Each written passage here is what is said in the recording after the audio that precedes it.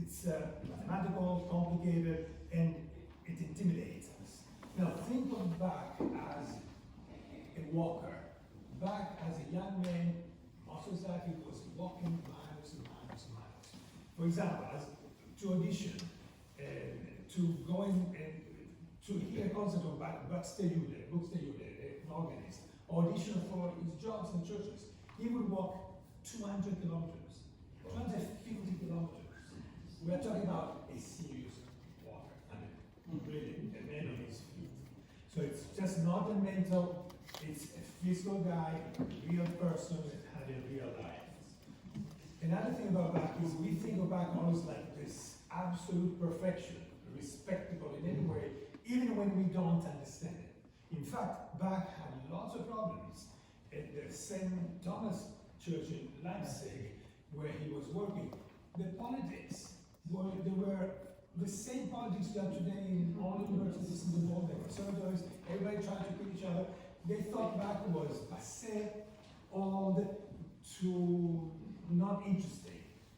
Something else. Today we like to listen to music from the past. At the time of Bach, they always wanted contemporary music. They wanted to hear the last cantata, the last composition that had been composed by Bach. They didn't care what he composed a week before or 10 years before.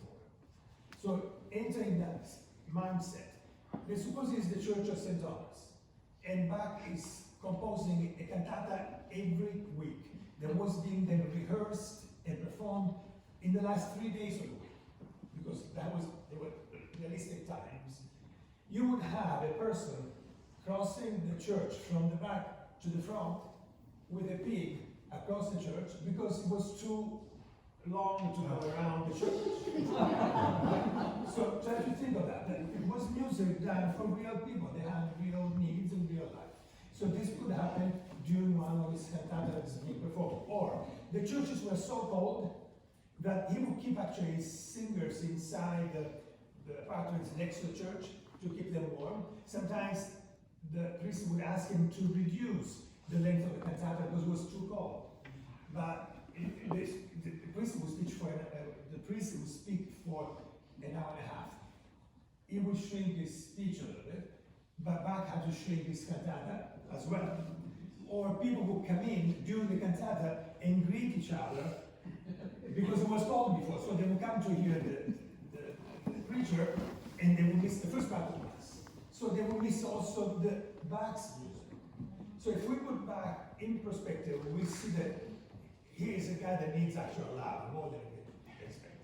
Now, here we are in front of one of the most important pieces in music history, the Chaconne for violin. This Chaconne is a dance, and believe it or not, it's a dance that comes from Spain. So I invite you to hear the Spanish origin of this melody. It's a dance, part of a partita, larger partita, but it's a particularly important piece. Within the partita, many other dances, this occupies, it's longer than all the rest of it. 297 measures, complicated, we're not going to go into the numbers, the numerology, the connection to God within this piece. But we stay right now outside, as listeners. Inside there is also an important section of music that Bach composed in 1707, and this piece instead was composed in 1720, I think, around the 20s, when he lost his first wife, Maria Barbara. So this is actually in honor of the recently passed away wife, from whom he had 7 children. He will have 13 more from the second one. But right now we are in 4. We are with the first 7 children. And she died young, so he's devastated. And Martin Luther had composed a prayer about the first day of Easter, when Jesus is dead, wrapped in the cloth.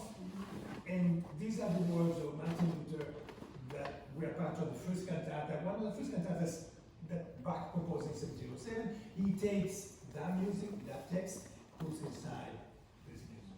So we're in front of a transcendental piece of music. When you hear this melodies, you hear melody, but you also unconsciously hear the harmonies. This is one of the most difficult pieces ever written. It's an enormous challenge, and we are lucky